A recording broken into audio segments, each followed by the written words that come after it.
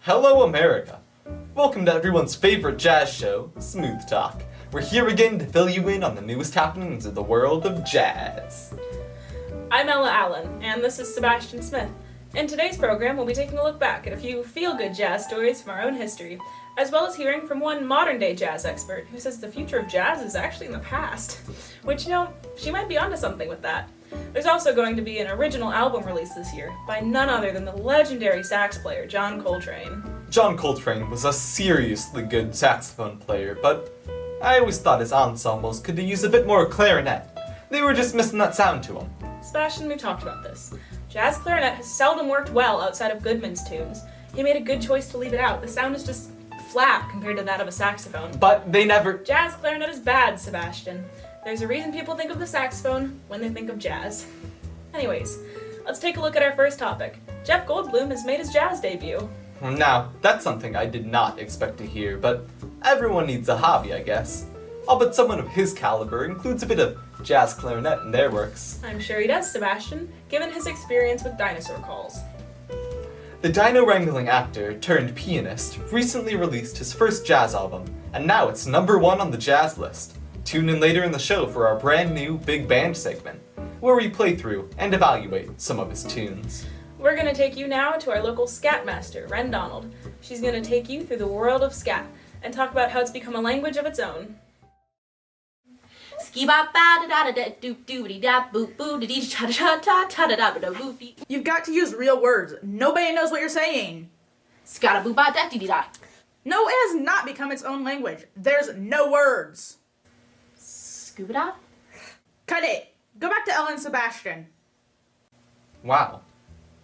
Well, did you know that, according to legend, Louis Armstrong was the first to record scat after he forgot his own lyrics in a recording session? Actually, I did, Sebastian, because I have even a basic understanding of jazz history. Thanks for that, Ella, but it was kind of a rhetorical question that was meant to inform rather than interrogate the audience. I know. I just wanted everyone to know that I'm the absolute authority on jazz-related facts, the undisputed champion. Okay. Well, anyways, next we have a sad story from late last year. Roy Hargrove, the two-time Grammy-winning jazz trumpeter, passed away at the young age of 49 due to complications with his kidneys. To honor his memory, we'll be taking a look back at his impact on jazz history and the works he's influenced throughout his career. Jazz history, you say? Well, it looks like it's time for this week's edition of...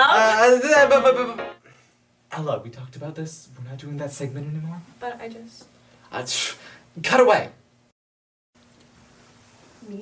Me? Welcome to Jazzin' with Jasmine, where you'll learn all about those little things that make jazz special. Today, we're gonna talk about Anything!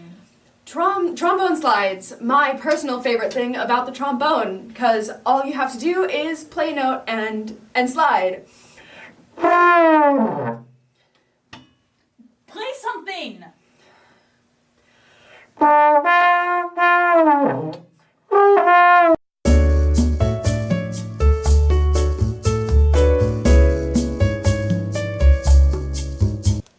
Sorry about the confusion, everyone. We had a slight mix-up with our program. I've been assured we'll now be back on schedule. Don't go anywhere. We've got the rest of your weekly jazz briefing after these short messages.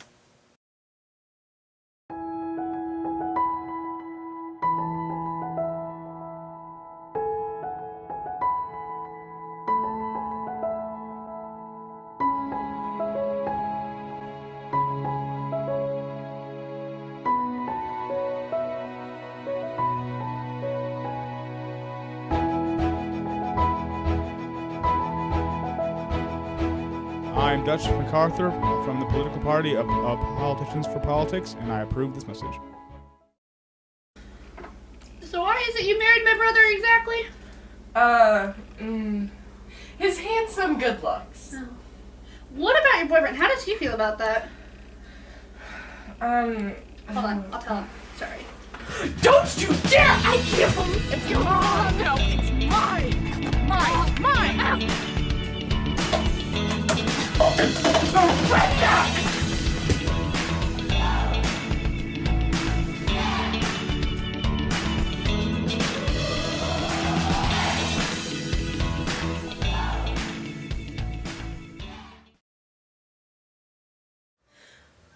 back to Smooth Talk. Alex Crayford is speaking to us over video chat to tell us about her studies into jazz theory and how she believes that the future is now in the past. Welcome, Alex. Thanks for having me. I'm so excited. Great to have you. So, tell us about your studies. Well, I am studying jazz theory at the Manhattan School of Music, and I followed patterns throughout the history of jazz. And my observation is that jazz is on a very unique course right now. It's always been about freedom, to a point. But there's always been a framework. And the direction we're heading, there won't even be a beat to the song. Interesting. This new form of jazz is called free jazz. Personally, I think it's a scourge to the jazz community. Isn't jazz all about freedom? Playing jazz is always meant to liberate one from the confines of more traditional music.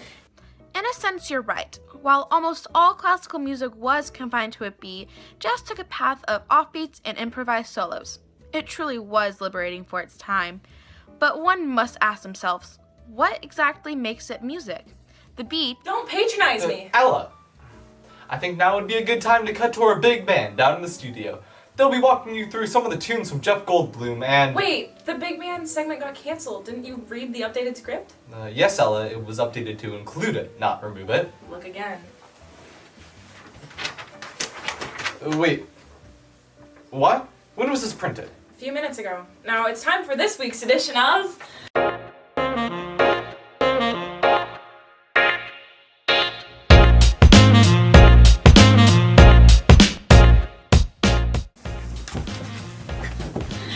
Start where jazz began in New Orleans. Well, actually, roots of jazz can be traced back to African and European musical traditions, accumulating together and blending elements of harmony, rhythm, and improvisation. New Orleans was the perfect melting pot for all these ideas. It was a port town with many different ethnic groups represented. Before jazz came ragtime, a style of music played on the piano where each hand does something different. Ragtime was a source of pride to early 20th century African American composers, musicians, and listeners. It differs from jazz, however, as it doesn't really include improvisation. The classic age of ragtime ended in 1917 as jazz was beginning to become more and more prevalent. The 1920s were when such famous jazz musicians as Louis Armstrong and Duke Ellington first recorded their music. Tune in next week for the next segment in the history of jazz! Wow, what a segment! It was quite something. I was worried we might not see it again. Me too. Now I believe we have one more segment to finish off the evening. That's right, Ella, but it's more of a reprise. Our producers have been working throughout the entire program today to convince Ren to do her actual segment on scat, instead of the exhibition we had earlier. We'll send you now right back to Ren, who's anxiously waiting to tell you all about the world of scat. Hello everyone, I'm Ren Donald, and I'm here to tell you about the wonderful world of scat. Scatting is a combination of syllables and sounds that can be sung in the place of words. And ooh, does it sound great! Let me give you a little taste of what scat kind of sounds like. Okay.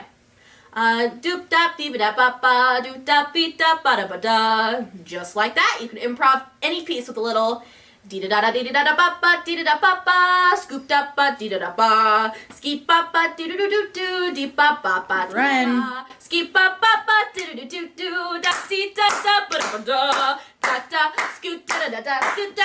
All right, cut it. That's all I can take. Send it back for the outro.